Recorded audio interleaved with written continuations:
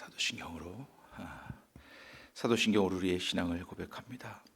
전능하사 천지를 만드신 하나님 아버지를 내가 믿사오며 그 외아들 우리 주 예수 그리스도를 믿사오니 이는 성령으로 잉태하사 마리아에게 나시고 본디오 빌라도에게 고난을 받으사 십자가에 못 박혀 죽으시고 장사한 지 사흘 만에 죽은 자 가운데서 다시 살아나시며 하늘에 오르사 전능하신 하나님 우편에 앉아 계시다가 저리로서 산 자와 죽은 자를 심판하러 오시리라.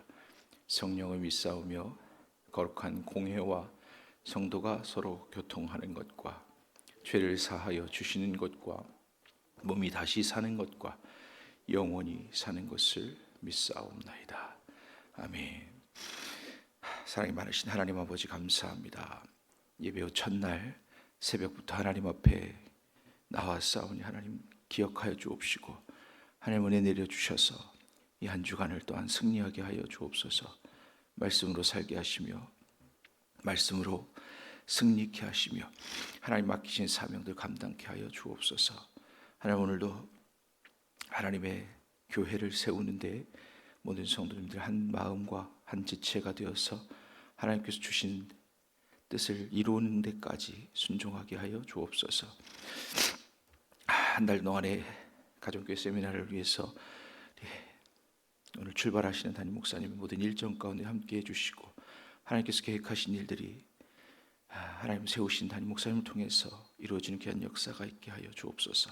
그 모든 기간 동안에 성도님들 한 마음으로 기도할 수 있게 하시고 모든 삶 가운데 아버지 하나님 아무 탈 없어서 기도하는 것들이 다 이루어지고 기도할 때마다 하나님의 응답이 귀하게 역사하시는 은혜가 있게 하여 주옵소서. 이 시간 말씀하실 때에 하나님 음성 듣게 하시고 그 말씀으로 하나님 드러내는 삶을 살게 하여 주옵소서. 예수님 이름으로 감사하며 기도드립니다. 아멘. 하나님 말씀 보겠습니다. 하나님 말씀 신명기 23장 19절에서 24장 9절까지의 말씀입니다.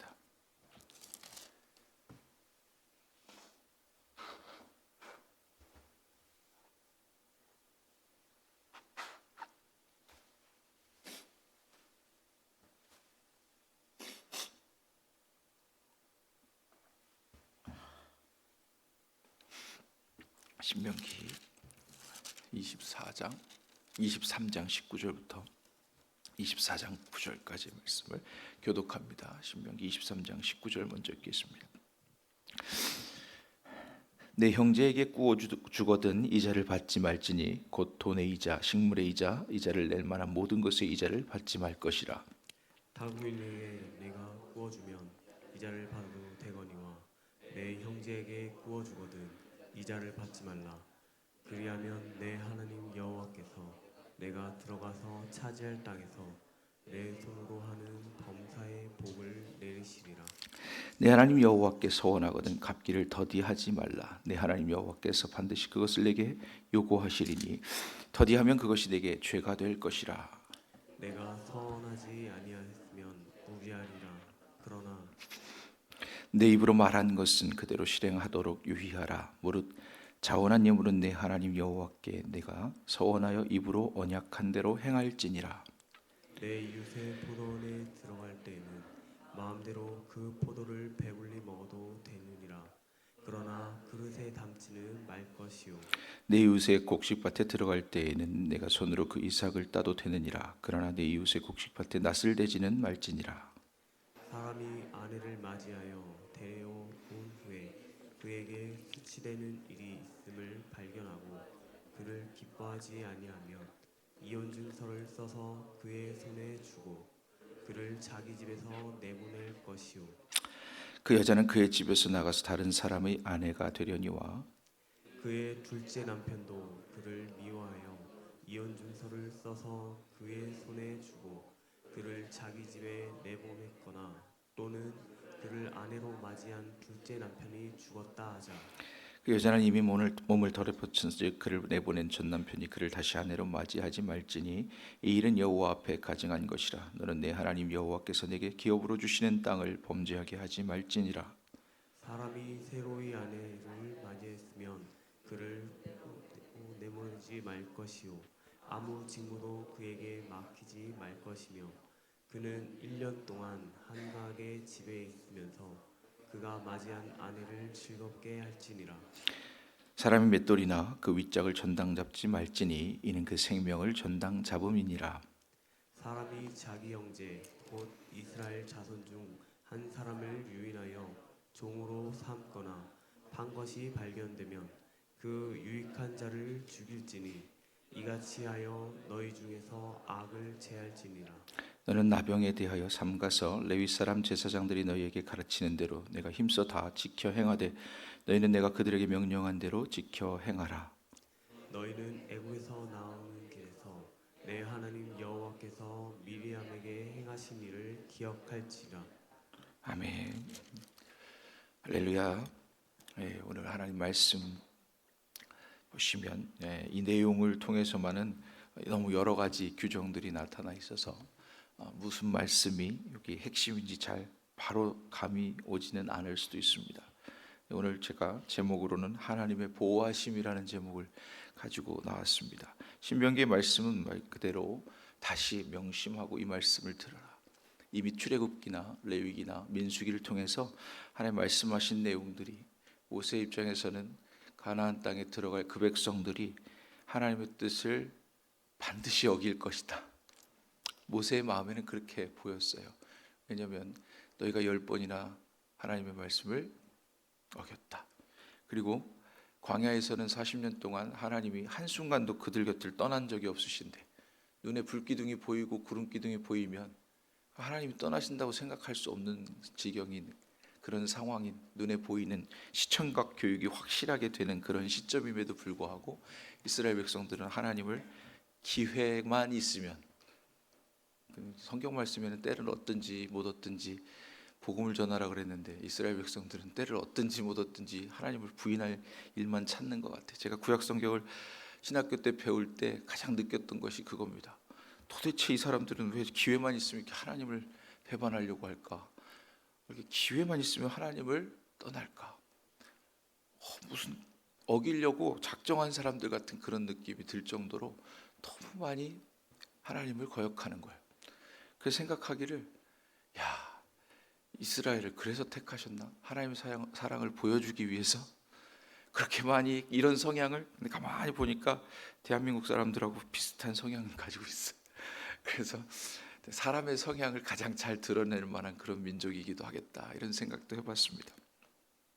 아무튼 하나님을 떠나는 일에 둘째가라면 서러울 만큼 그런 민족인 이스라엘을 택하시고 그들을 통해서 하나님의 의와 하나님의 사랑을 드러내심인데 어떤 것에 어떤 특정한 것에 또는 하나님의 시선과 사랑이 머무는 곳에만 그 보호하심과 인자하심과 사랑이 있는 것이 아니라 오늘 본문 내용만 보더라도 너무너무 세심하고 세세하게 부분 정말 아무나 챙기지 못할 만큼 그런 부분들까지도 하나님께서 다 규정하시고 세밀하게 살피신다는 것을 볼 수 있습니다.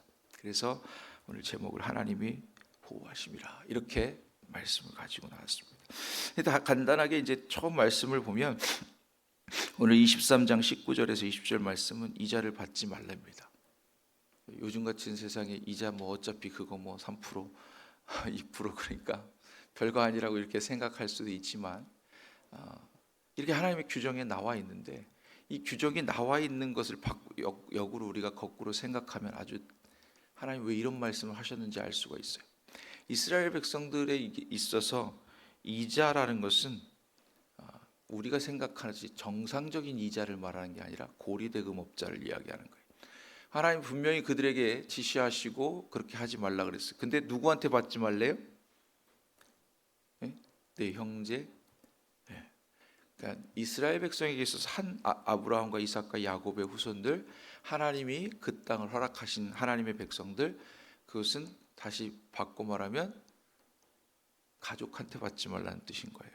우리가 가족의 범위를 혈연 여기까지만 제한하는 게 아니라 이제 아브라함의 후손 그러면 예수님께서 말씀하신 대로 확장해서 해석하면 이 돌들로도 아브라함의 후손을 만들 수 있다 이렇게 얘기하면 오늘날로 말하면 뭐죠? 크리스찬들은 서로 이자를 받지 말라. 그럼 이걸 다시 교회에서 적용할 때는 어떻게 적용했냐면 이자를 받지 말라 이렇게 적용한 게 아니라 어떻게 되냐면 돈 거래를 하지 말라 이렇게 적용을 한 겁니다.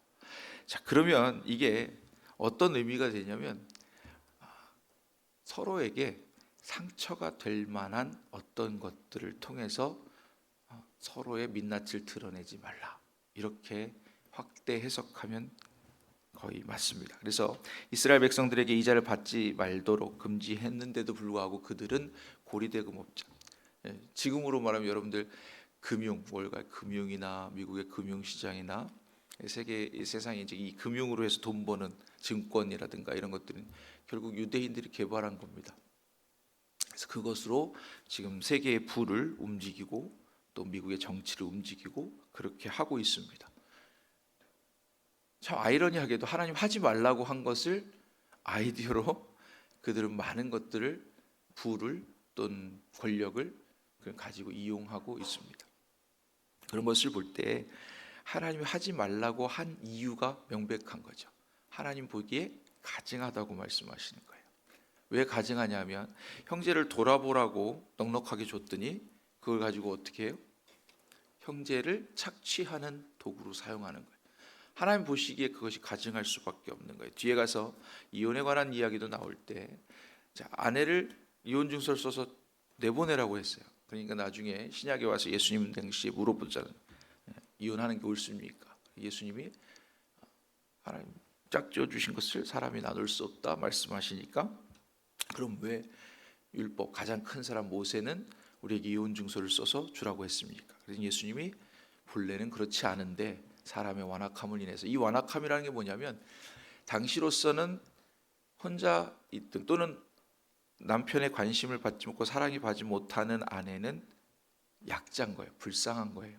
그리고 심지어는 그런 내용들도 나중에 전에도 나오지만 사랑하는 아내가 있고 사랑하지 않는 아내가 있을 때 둘 다 공평하게 하고 먼저 사랑하지 않는 아내에게서 아들을 얻었으면 장자권을 인정하고 내 소유를 그에겐 2배로 줘라. 이런 것들은 뭐냐면 네 마음에 원하는 대로 네 규칙대로 하지 말고 하나님의 질서대로 하라. 그런 뜻입니다. 그래서 여기서 나오는 이자 받지 말고 그 다음에 이제 서원한 것을 바로바로 지키고 하는 이런 내용들의 총체적인 흐름은 하나님의 마음을 알고 하나님의 뜻대로 질서대로 행하라는 거예요. 그런데 이런 규정들을 세밀하게 하나님께서 말씀해 두신 이유는 사람의 본래의 마음을 아시기 때문에. 우리가 가만히 두면 어떻게 하죠? 내 마음대로 하죠.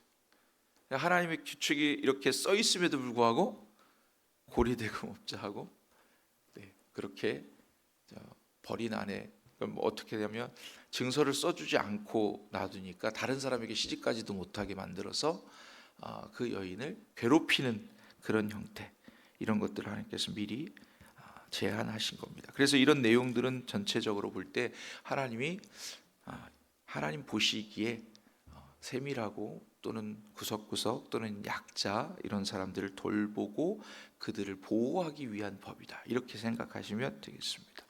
그리고 특별히 이제 23절 21절 이하에 하나님께서 서원한 것이 있으면 반드시 하나님께서 서원했으면 지켜야 한다. 서원하지 않은 것이 죄가 아닌데, 서원하지 않는 것은 죄가 아닌데 서원한 다음에 그것을 지키지 않으면 죄가 되는 거예요. 이것은 뭐냐면 하나님께 약속을 해놓고 지키지 않게 되면 그것이 죄로 돌아온다는 겁니다.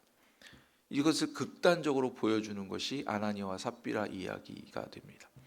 그들이 하나님께 바칠 것을 바치지 않은 것이 아니었어요.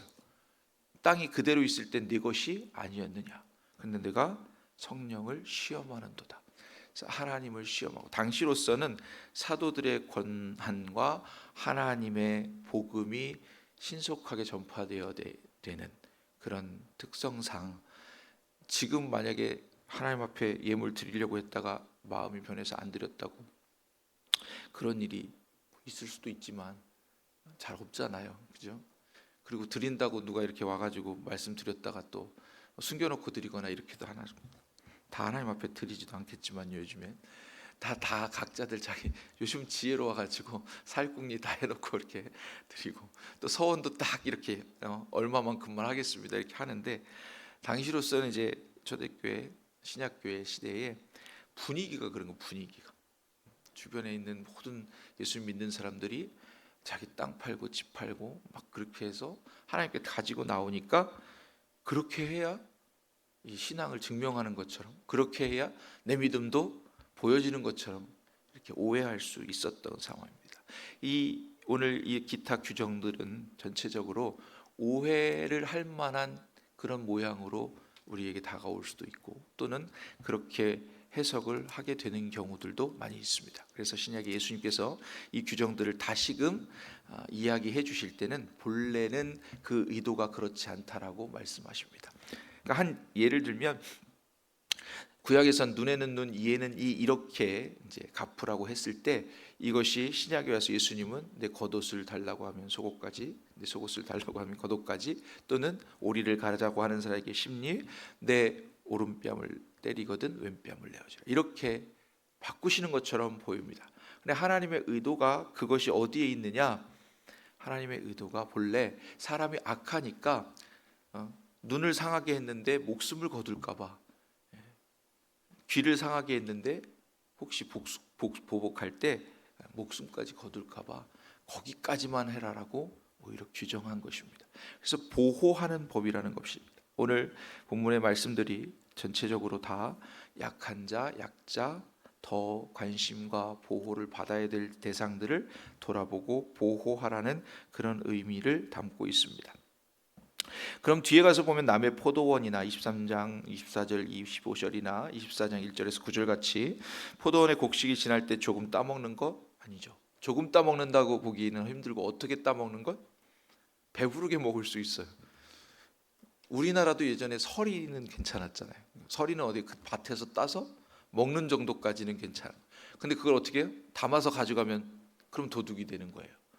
그런데 지금은 서리해도 큰일 납니다. 네, 큰일 납니다. 그 밭에 농사진 거 1년치를 다 청구한대요. 심지어 지갑 주워줬는데 거기에 뭐 10만 원 있었는데 100만 원 있었다고 해가지고 그거 다 갚아야 된다 그런대잖아요. 그게 요즘 세상이니까 사람의 완악함을 단적으로 보여주는 부분들인 겁니다. 그래서 먹는 것이 괜찮다라고 표현한 이유는 뭐냐면, 형제가 배부르면 줄이거든 그것을 보고 그냥 두지 말라. 그리고 다른 말씀에서 보면 객이나 고아나 과부를 돌아보라, 또는 내 밥모퉁이를 거두지 말고 내 무엇들을 다 어려운 이웃들이 쓰도록 그대로 두라, 이런 내용들이 다 거기에 포함되는 것입니다. 그리고 남의 소유물을 함부로 가져서는 안 되고 이웃의 소유권을 존중해라. 그러니까 다시 처음으로 돌아가서 이야기하면, 이런 질서들을 지키는 이유가 사실은 가난한 사람, 어려운 사람, 뭐 돌아봐야 될 사람, 세심한 배려, 보호, 여기에 있는 것이 아니라 이스라엘 공동체 전체의 안정을 추구하는 데 있다는 것을 살펴볼 수가 있습니다. 자, 이것을 돌아본다는 것은, 자, 혹 가난한 사람들이 너무 가난하면 어떻게 되나요? 이제 그 사회주의 그런 책에 보면 그렇게 돼 있어요.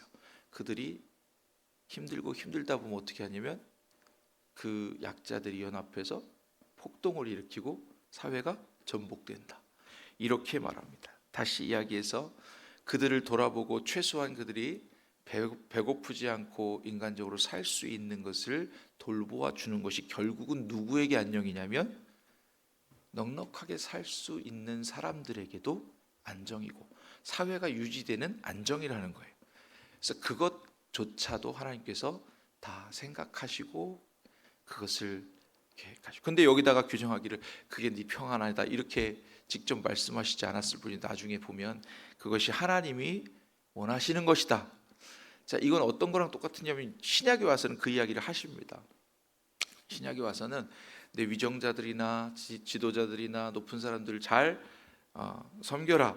그것이 너희가 평안하게 신앙생활을 하는 것이고 또 하나님께 예배하기를 유익하게 하는 부분들이다라고 직접적으로 말씀하신 것처럼, 구약에서 이런 표현들을 하는 것들이 결국은 그 사회를 잘 유지하고, 당시로서는 그러니까 그 구약의 그 시대로서는 절대적인 재화가 부족하니까 넉넉한 사람은 반드시 그걸 나눔으로써 그 공동체가 평안을 유지할 수 있도록 넉넉한 사람을 통해서 공급하라는 겁니다. 그리고 그것을 흡사 너희가 정결법을 지키듯이, 세균에 관한 개념을 모르는 사람들에게 그걸 그리스도 하나님의 법으로 지키도록 한 것처럼, 이렇게 하는 이유를 잘 모르는 사람들에게 이것이 하나님의 법이고 규정이니 이렇게 해라, 그리함으로 이스라엘 전체의 안정과 안녕을 추구해라, 이렇게 하나님이 말씀하신 거예요. 그러니까 결국 남을 돌아보는 건 누굴 위해서 하는 거라고요? 나를 위해서 하는 거예요. 여러분, 기도하는 것은 여러분을 위해서 하잖아요. 근데 꼭 여러분을 위해서만 기도하지 않고 중보기도 하고, 교회를 위해서 기도하고, 가정을 위해서 기도하고, 국가와 민족을 위해서 기도하고, 이웃을 위해서 기도한단 말이에요. 근데 그게 결국은 함께 평안을 누릴 때에 나의 안녕을 추구하는 것이라는 겁니다. 하나님은 그 모든 것들을 다 아시기 때문에 이렇게 규정하고 계신 겁니다. 그래서 제가 기도에 관해서 말씀드렸을 때, 중보기도가 하나님 반드시 들어주시는 기도라 하는 것은, 전체를 위해서 기도하는 것은 곧 그 안에 속해 있는 나를 위해서 기도하는 것이죠. 전체가 평안한 것은 곧 그 속에서 평안을 누리는 나를 위해서 기도하는 것이다. 주님은 그것을 정확하게 아셨기 때문에 세상이 하나님의 영광을 드러내는 것은 곧 하나님의 법의 정신을 지키는 것, 하나님의 법에 그 마음에 의도하는 걸 지키는 것이라고 말씀하고 있습니다. 저와 여러분들이 오늘도 하나님의 말씀이 하나하나 세심한 것을 다 지킬 수만 있다면 좋습니다. 그런데 그것을 지키는 것보다 더 중요한 것은 그 하나님의 마음을 아는 거예요. 이 규정을 주신 하나님의 마음을 아는 것이고, 그 마음을 알아갈 때에 더 이 규칙보다 더 큰 법을 여러분들이 적극적으로 지키시는 그런 하나님의 자녀고, 또 하나님의 자녀의 품위를 다 지키며 살 수 있는 저와 여러분 되실 줄로 믿습니다. 찬송하겠습니다. 212장 찬송합니다.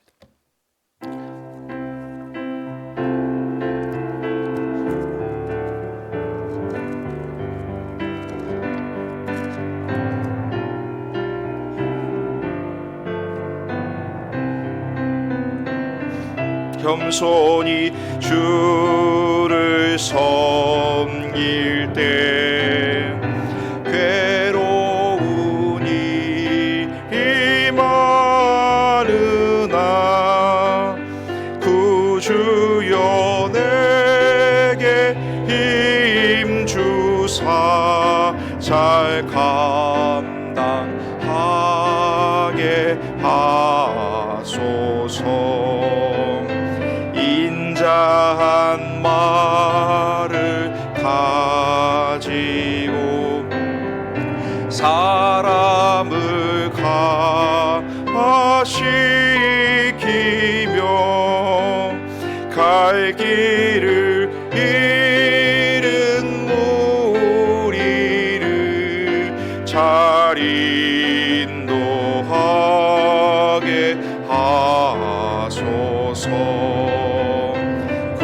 주의 귀한 인내를 깨달아 알게 하시고, 굳건한 믿음 주셔서 늘 승리하게 하소서.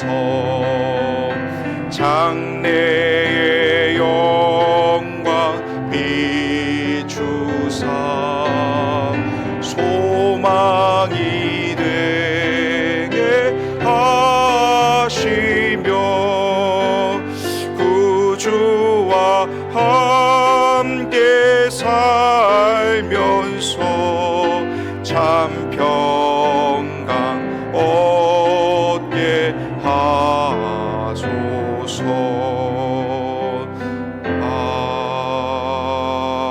아멘. 이 시간은 오늘 말씀을 기억하면서 이자를 받지 않고 서원을 지키고 감당케 하고 그 밖에 여러 가지 규정들을 통해서 하나님의 일을 한다는 생각을 기억하시기를 바랍니다. 우리가 하나님의 법을 지키는 것, 또 하나님의 소원을 이루어 드리는 것은 하나님의 공동체가 온전히 바로 서서 하나님의 영광을 드러내기 위함입니다. 저와 여러분들이 한 가지를 실행의 믿음의 행위를 보일 때, 또는 한마디 한마디를 통해서 복음이 증거될 때, 그 모든 것들이 하나님의 영광을 위하고 하나님이 기뻐하시는 뜻을 이루어 드리는 방법임을 기억하면서 내가 부족해도 하나님이 나를 통해서 하시는 일을 보는 그런 귀한 복이 저와 여러분들에게 있기를 원합니다. 특별히 그런 말씀을 기억하면서 기도하시고, 특별히 미국 일정 가운데에 오늘 출발하시는 담임 목사님의 모든 일정에 여러분들의 마음을 모아서 함께 성민교회를 위한 기도를 해주시기 바랍니다. 우리 주님 세 번 부르고 기도하겠습니다. 주여, 주여, 주여. 은혜로 오신 하나님 아버지 감사합니다. 하나님 말씀을 통해서 우리에게 주시는 아주 작고 연약한 부분들을 하나님 돌아보는 힘을 더하여 주옵소서. 우리가 서원을 지킬 수 있는 것도 하나님 주신 복 때문이고, 아버지 하나님 이자를 받지 않아도 충분히 그것을 감당해낼 수 있는 것도 하나님이 주신 복 때문임을 기억하게 하여 주옵소서. 그 밖에 여러 가지 규정들이 하나님 우리에게 주신